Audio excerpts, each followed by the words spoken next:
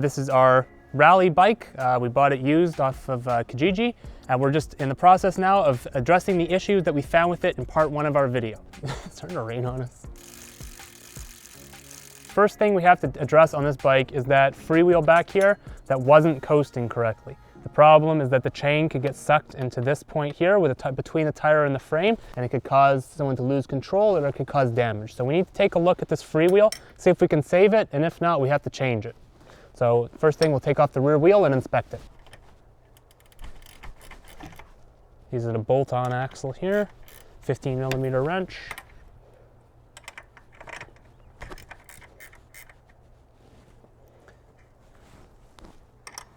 On these older bikes, they are often common bolt-on axles. It's getting ready to come out. There we go. Okay. So now we can take a closer look at the part that we want to inspect, which is this whole component.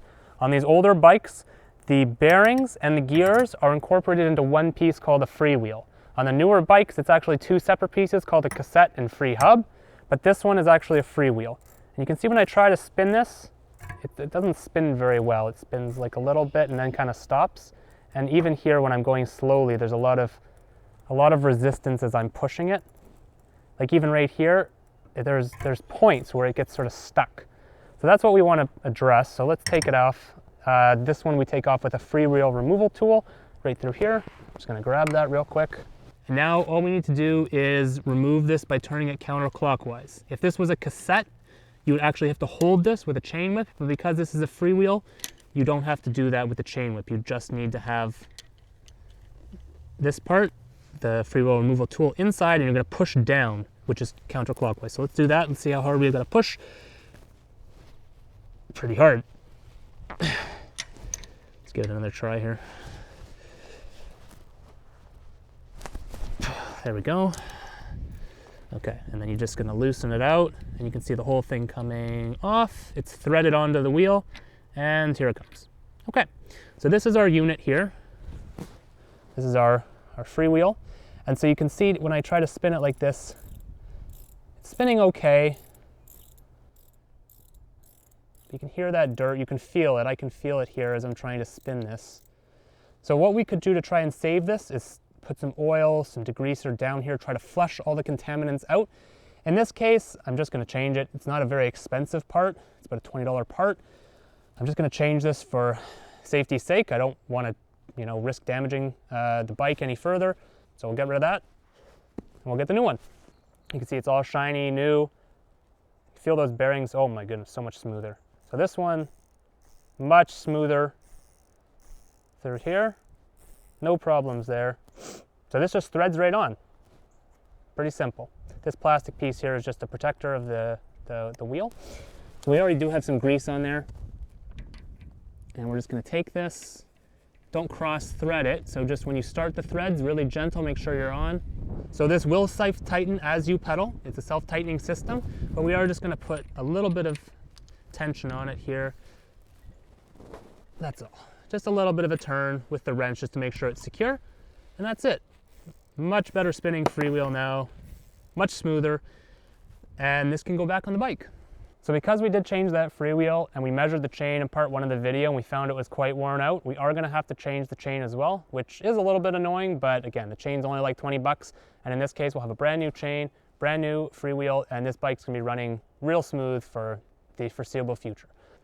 So this is the chain brake tool. This is a little bit more of an advanced tool just because I end up doing a lot of these. You can find cheaper versions just for this job, but you could use this to take a pin out of the chain to remove it, or you could just be a little bit more lazy, and because we're not reusing this chain, you could use bolt cutters if you have them around, and it's much faster to take out the chain, and it comes off because we're not reusing it. So I'm probably just going to use this route, and we'll take it off right now.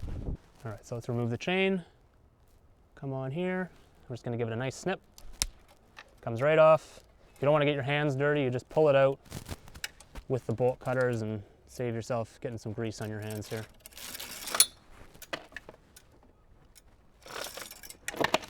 All right, chain off. Let's get the new one. Let's see if this goes smooth.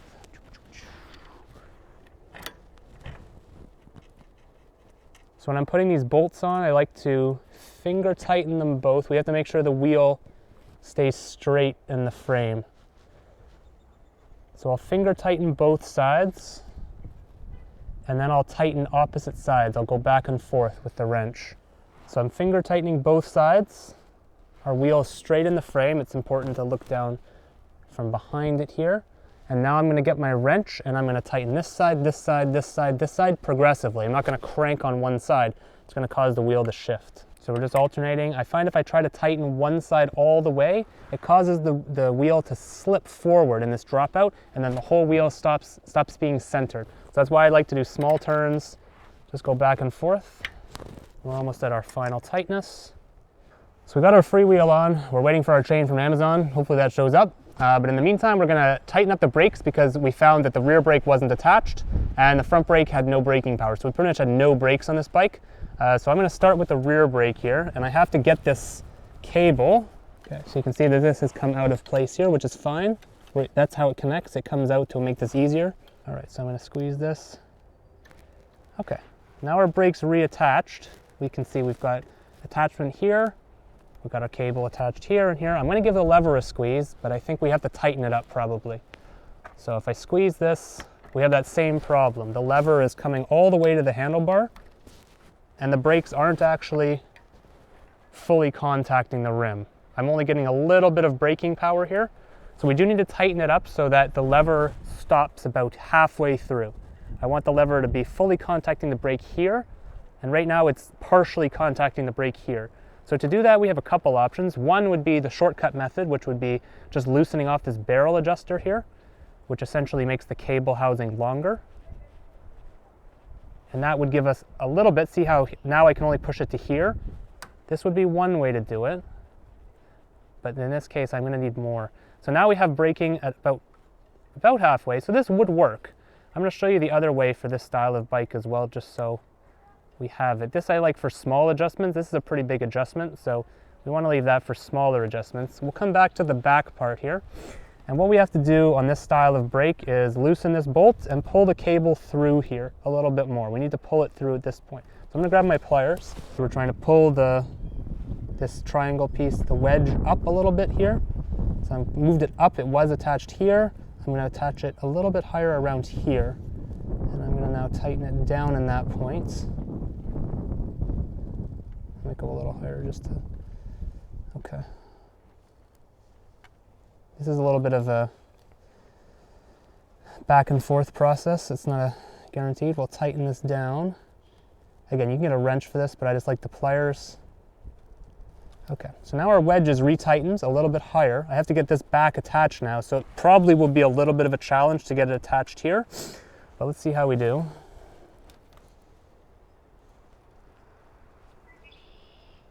Okay, we're back on the wedge. I pinch my brakes together. And now you can see it's a little bit more difficult to get this attached down here. I don't even have the room to do it, of course. Let's see if I can do this.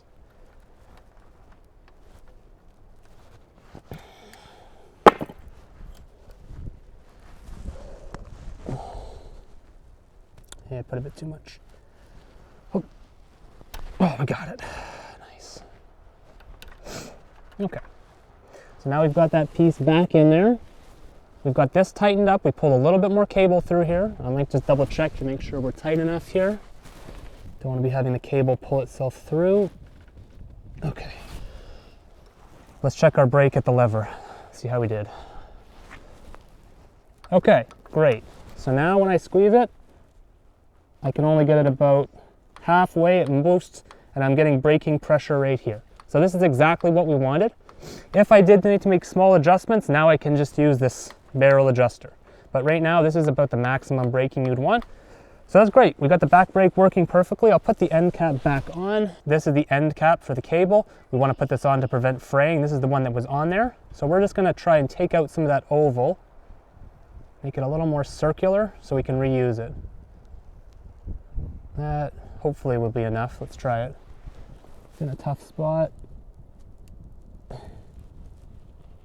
And so I will take these and often turn them clockwise as I push them forward, just to make sure they're going on the cable. That's fully on, and now we'll just tighten it down. by compressing. You squish the metal into place. Okay, and you can see that's on there now. It's going to help prevent the cable from fraying. So we'll do one more check. Brake. Excellent. We have brakes back on the rear. All right, so we're all done for the day. Amazon showed up.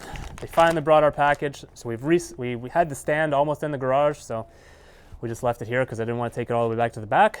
So we're going to put the chain on and finish up this bike video here. So we ordered an 8-speed chain because 6, 7, 8, they're all the same chain, more or less. So we had the 5-speed freewheel on there. We replaced with a 6. So a 6, 7, 8, all the same thing. They often sell it as one thing. So we've got 8-speed chain. We're going to toss it on the bike. Then we're going to finish this up. So we're going to take our full length of chain, run it through the bike, shorten it at the correct length, put the fastening pin in, call it good. So this chain, unidirectional, it doesn't matter. We're going to thread it through the frame.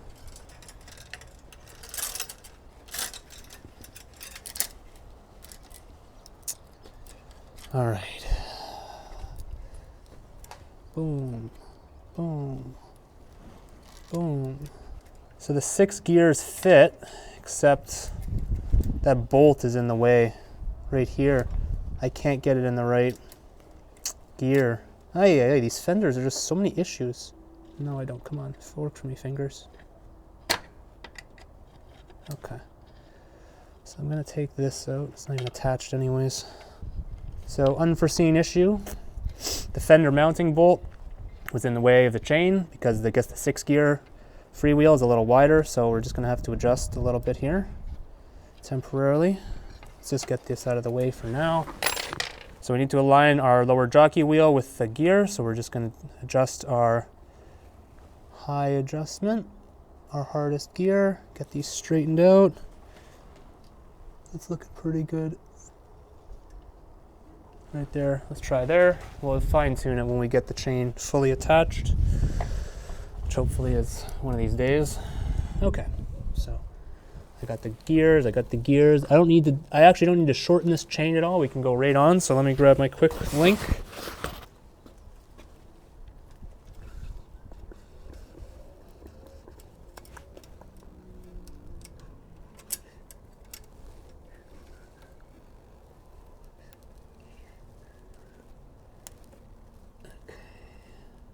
Oh, that went in really easy. Wow. That was like surprisingly easy. We're going to shift it around, check it there, bring it up to the high. There's our medium, there's our tall. All right, so a little Raleigh bike update here. I just finished doing a little bit of a change to the Raleigh bike. Talked to the boss and she wants the fenders off the bike just because she's not going to be riding in the rain at all. So she didn't want them on. They did have a few cracks on them and it was a little bit difficult to get them actually aligned because they were a bit older. So taking them off is actually probably going to be a good thing. I've got one in my hand right now. I just finished taking it off. You can see how rusty that bolt was. I had to really struggle to get that off, but I did manage to get them both off, and now I'll just finish cleaning everything up and have her go for a test ride.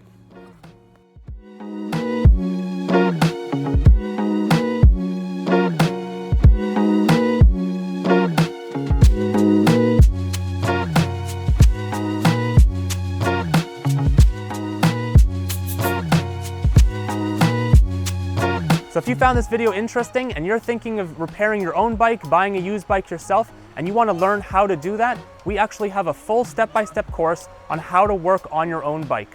You can check the description box below for more details on that. Give it a check out. We got a few free videos on some maintenance tips and a few little things that you can learn.